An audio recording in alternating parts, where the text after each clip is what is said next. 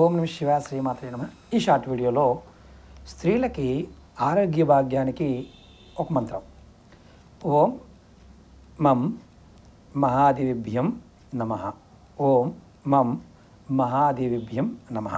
ఈ మంత్రం రాహుకాలంలో కానీ సాయంత్రం పూట దీపాలు పెట్టే సమయం అసుర సంధ్య వేళల్లో 41 రోజుల పాటు ఎవరైతే ఆడవారు జపిస్తే వారికి ఏదైనా చెస్టుకు సంబంధించిన అనారోగ్య సమస్యలు ఉన్నా అవి శాంతిస్తాయి.